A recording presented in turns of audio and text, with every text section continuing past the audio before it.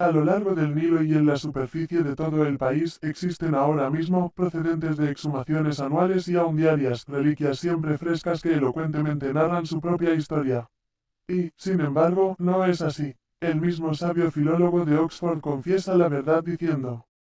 contemplamos todavía en pie las pirámides y las ruinas de templos y laberintos con sus muros cubiertos de inscripciones jeroglíficas y de las extrañas pinturas de dioses y diosas. En rollos de papiro que parecen desafiar los estragos del tiempo, tenemos fragmentos de lo que podría llamarse los libros sagrados de los egipcios. Sin embargo, de esto, aunque se ha descifrado mucho concerniente a los antiguos documentos de aquella raza misteriosa, la fuente principal de la religión de Egipto y la intención original de su culto y ceremonias están muy lejos de haber sido completamente descubiertas para nosotros. Una vez más, ahí están los misteriosos documentos jeroglíficos, más las claves que solas podrían hacerlos inteligibles han desaparecido. Tampoco enterados están nuestros grandes egiptólogos de los ritos funerarios de los egipcios y de las señales exteriores referentes a las diferencias de sexo en las momias que han cometido ridículas equivocaciones. Solo hace 1 o 2 años que una de aquellas fue descubierta en Bulak, Cairo. La momia, que había sido considerada como la esposa de un faraón poco importante, se ha convertido, gracias a la inscripción de un amuleto colgado en el cuello, en la de Sesostris, el rey más grande de Egipto. Sin embargo, habiendo encontrado que existe una relación natural entre el lenguaje y la religión, y que existió una religión aria común, antes de la separación de la raza aria, una religión semítica común, antes de la separación de la raza semítica, y una religión turania común, antes de la separación de los chinos y de las otras tribus pertenecientes a la clase turania, habiendo de hecho descubierto únicamente 3 antiguos centros de religión y 3 centros de lenguaje, y a pesar de permanecer en la más completa ignorancia tanto en lo referente a aquellas religiones y lenguajes primitivos como en lo relativo a su origen, el profesor no vacila en declarar que se ha encontrado una base histórica verdadera para tratar científicamente de las principales religiones del mundo. Tratar científicamente de un asunto no es, en manera alguna, una garantía en pro de su base histórica, y con tal escasez de datos a mano, ningún filólogo, por eminente que sea, está autorizado para dar sus propias conclusiones como hechos históricas. Sin duda alguna que el eminente orientalista ha demostrado por completo y a satisfacción del mundo que de acuerdo con la ley de Grimm, relativa a las reglas fonéticas, Odin y Buda son 2 personajes diferentes y del todo distintos el uno del otro y lo ha demostrado científicamente. Sin embargo, cuando aprovecha la oportunidad de decir a renglón seguido que Odin fue adorado como la deidad suprema durante un período muy anterior a la época de los Vedas y de Homero, carece de la menor base histórica para ello, pero pone a la historia y a los hechos al servicio de sus propias conclusiones, las cuales podrán ser muy científicas a los ojos de los orientalistas a pesar de que se hallan muy lejos de la verdad real. Las opiniones contradictorias de los diversos filólogos y orientalistas eminentes, desde Martin Haug hasta el mismo Max Müller, a propósito de los asuntos de cronología, como sucede en el caso de los Vedas, son una prueba evidente de que la afirmación no tiene base histórica alguna en que apoyarse, siendo a menudo la evidencia interna la luz de un fuego fatuo en vez de un faro seguro que sirva de guía. Tampoco tiene la moderna ciencia de la mitología comparada argumento alguno mejor que oponer a la aseveración de los eruditos escritores que, durante el siglo pasado, insistieron en que debían de haber existido fragmentos de una revelación primitiva hecha a los antecesores del género humano, conservados en los templos de Grecia y de Italia. Esto es precisamente lo que todos los iniciados y panditas orientales han venido proclamando ante el mundo de tiempo en tiempo. Y mientras que un eminente sacerdote cingalés aseguró a la que esto escribe que era cosa bien sabida que los principales tratados budistas, pertenecientes al canon sagrado, permanecían guardados en países y lugares inaccesibles a los panditas europeos, el llorado Swami Dayanand Sarasvati, el sánscritista más grande de su época en la India, declaró a algunos miembros de la sociedad teosófica el mismo hecho con respecto a antiguas obras brahmánicas. Cuando se le dijo que el profesor Max Müller había manifestado a los oyentes de sus discursos que la teoría de que ha existido una revelación primitiva y sobrenatural, hecha a los padres de la raza humana, encuentra hoy pocos sostenedores, aquel hombre, tan santo como sabio, se echó a reír.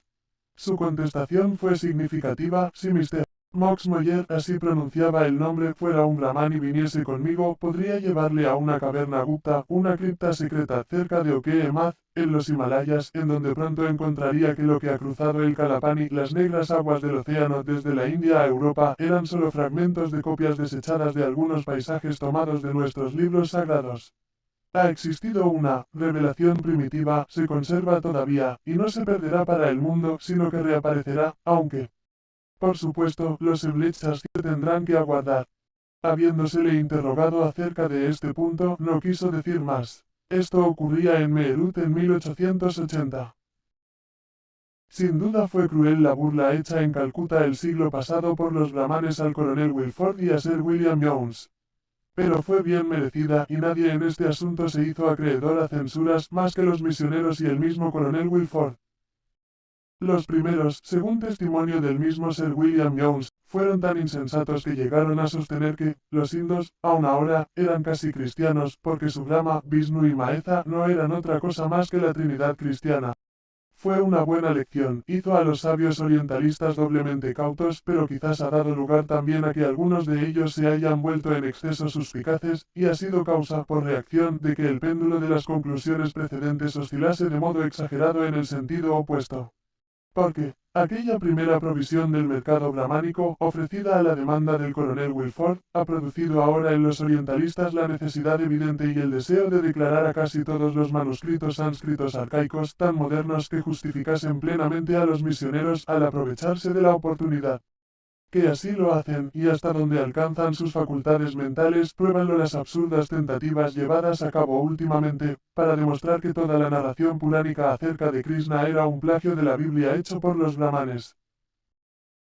Pero los hechos citados por el profesor de Oxford en sus conferencias relativas a las al presente famosas interpolaciones hechas en beneficio del coronel Wilford, aunque más tarde para disgusto suyo, no se oponen a las conclusiones que debe sacar inevitablemente el que estudie la doctrina secreta.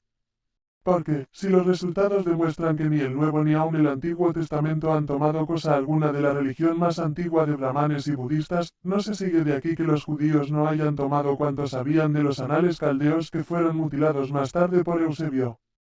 Por lo que respecta a los caldeos, es seguro que adquirieron sus primitivos conocimientos de los brahmanes, pues Rowlinson muestra una indudable influencia védica en la mitología primitiva de Babilonia, y hace mucho tiempo que el coronel Vance Kennedy declaró, con notable exactitud, que Babilonia fue, por razón de su origen, centro de la sabiduría brahmánica y sánscrita.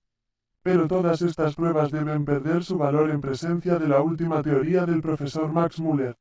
Cuál sea esta, todo el mundo lo sabe. El código de las leyes fonéticas ha llegado a ser un disolvente universal de todas las identificaciones y conexiones entre los dioses de muchos pueblos. Así, aunque la madre de Mercurio, Buda, Thoth, Hermes, etc., era maya, a pesar de que la madre de Gautama Buda se llamó también Maya, y aunque la madre de Jesús era asimismo Maya, ilusión, porque María es Mare, el mar, simbólicamente la gran ilusión, sin embargo, estos tres personajes no tienen entre sí conexión alguna, ni pueden tenerla, desde que Bup ha establecido su código de leyes fonéticas. En su afán de reunir las muchas madejas de la historia no escrita, es a la verdad atrevimiento de parte de nuestros orientalistas negar a priori todo lo que no encaja en sus conclusiones especiales. Así, mientras diariamente se hacen nuevos descubrimientos de grandes artes y ciencias que existieron allá en la noche de los tiempos, niégase hasta el mismo conocimiento de la escritura a algunas de las naciones más antiguas considerándolas bárbaras en lugar de cultas. Sin embargo, todavía se encuentran las huellas de una civilización inmensa hasta en el Asia Central. Esta civilización es indudablemente prehistórica. Y como podría existir civilización alguna sin literatura en una u otra forma y sin anales ni crónicas. El sentido común basta para suplir los eslabones rotos en la historia de las naciones que fueron. La gigantesca y no interrumpida muralla de montañas que bordea toda la meseta del Tíbet, desde el curso superior del río Huanghe hasta las colinas de Karakorum, fue testigo de una civilización que duró millares de años y podría revelar a la humanidad bien extraños secretos. Las porciones oriental y central de aquellas regiones, el Nanchang y el Altita, que estuvieron un tiempo cubiertas de ciudades que bien podrían competir con Babilonia. Un completo período geológico ha pasado sobre aquella tierra desde que tales ciudades exhalaron su postrer aliento, como lo atestiguan los montes de arenas movedizas y el suelo estéril y ahora muerto de las inmensas llanuras centrales de la cuenca del Tarim. Los territorios fronterizos de estos países es lo que solamente de un modo superficial conocen los viajeros.